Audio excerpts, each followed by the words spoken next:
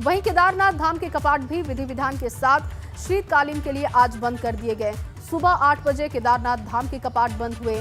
सेना के बैंड की भक्तिमय धुनों के साथ बाबा केदारनाथ की डोली ने मंदिर की परिक्रमा की और शीतकालीन गद्दी स्थल ओंकारेश्वर मंदिर उखी मठ के लिए रवाना कर दी गई। केदारनाथ बाबा की पंचमुखी विग्रह मूर्ति अलग अलग पड़ावों से होते हुए शीतकालीन गद्दी स्थल ओंकारेश्वर मंदिर उखी मठ में विराजमान होगी। आपको बता दें कि केदारनाथ धाम में इस वक्त चारों ओर बर्फ जमी हुई है और इसके चलते मौसम बेहद ठंडा है।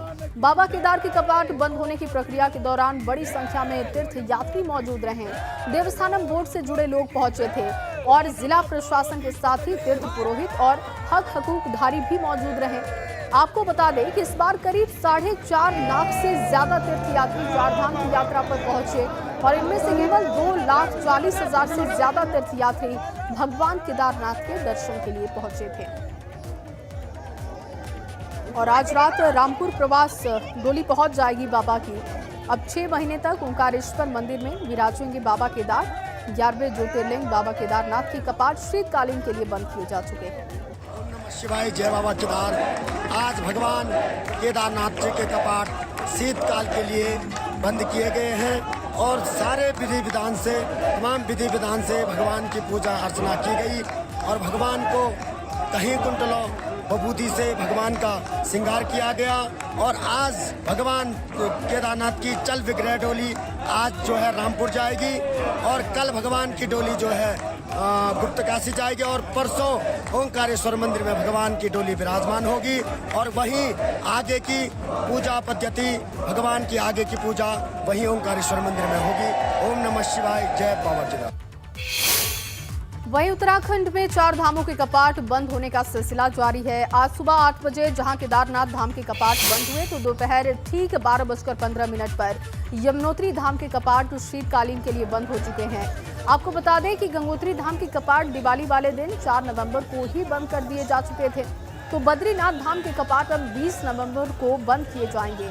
बाबा केदार के धाम केदारनाथ मंदिर के कपाट भैया दूज के अवसर पर मंत्रोच्चारण के बीच शीतकालीन के लिए बंद हो चुके हैं। इस दौरान मंदिर परिसर में काफी संख्या में भक्तगण मौजूद रहे, जिसकी 4 तस्वीरें आप देख रहे हैं। देखिए केदारनाथ धाम की तस्वीर, सुबह 8 बजे की ये तस्वीर है जब डोली उखी मठ के लिए रवाना हुई। दोपहर 12:15 पर यमुनोत्री धाम के कपाट बंद हुए और खरसाली के लिए डोली रवाना कर दी गई है। 4 नवंबर को यमुनोत्री धाम के कपाट बंद हुए थे और बद्रीनाथ धाम के कपाट अब 20 नवंबर को बंद हो जाएंगे।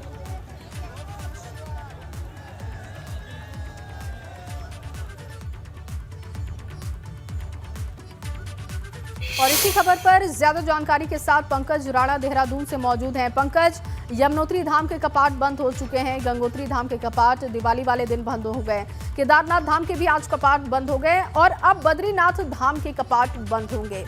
सीक्वेंस वाइज बताइएगा कि क्या महत्व होता है इन तमाम कपाटों के बंद होने का और आगे जो अब विधि विधान से पूजा अर्चना चल विग्रह डोली जब पहुंचेगी अपने गंतव्य पर तो वहां पर किस तरीके से पूजा अर्चना होती है? क्या श्रद्धालुओं के दर्शन के भी इंतजाम वहां पर होते हैं?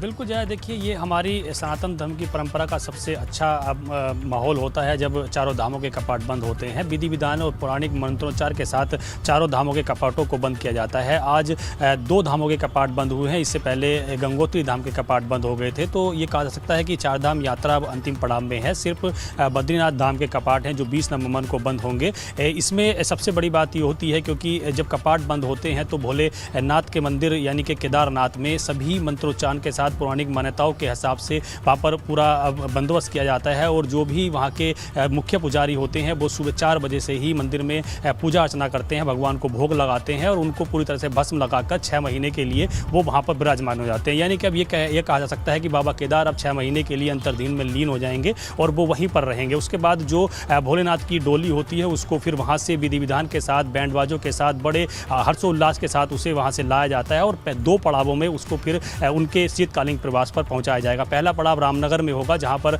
तमाम जो श्रद्धालु होंगे, तमाम स्थानीय लोग होंगे, उनके दर्शन कर सकेंगे, उनके डोली में उनको हाथ लगाकर उनकी पूजा अर्चना कर सकेंगे। रामनगर में पहला प्रवास होगा। उसके बाद गुप्त काशी विश्वनाथ मंदिर में भगवान भोलेनाथ की डोली को रखा जाएगा। फिर उसके बाद अपने शीतकालीन प्रवास ओमकेश्वर महादेव मंदिर में उनको स्थापित कर दिया जाएगा। वहाँ पर फिर पूजा अर्चना उनकी रोज की जाएगी। इसी तरह से माँ यमुनोत्री का भी प्रचलन होता है कि वहाँ से बैंड बाजों के साथ जो वहाँ के मंदिर समिति के लोग होते हैं वो विधि विधान के साथ माँ गंगा का कपाट बंद करते हैं और 12:15 पर माँ गंगोत्री के जो यमुनोत्री के जो कपाट हैं वो बंद कर दिए गए हैं। पूरा विधि विधान वहाँ किया गया है। पौराणिक मंत्रोच्चार के साथ पूरी तरह से भोग लगाकर माँ यमुनोत्री के कपाटों को बंद कर दिया जाता है। उनके भाई जो शनिदेव को माना जाता है वो शनिदेव वहाँ जाते हैं, उनको वहाँ से लेकर आते हैं शीतकालीन प्रवास पर। इसीलिए भैया दूज का पर्व भी बड़े उल्लास के साथ उत्तराखंड में मनाया जा रहा है, पूरे देश भर में मनाया जाता है। तो ये हमारी संस्कृति, हमारी आस्था और हमारी धार्मिक मान्यताओं का प्रतीक होता है चारों धामों का। उसी के आधार पर आज देख रहे हैं कि किस तरह से तमाम जो पर्वतीय क्षेत्रों के लोग हों, चाहे पंडित समाज हो, देश भर से तमाम आए श्रद्धालु हों, वो किस तरह से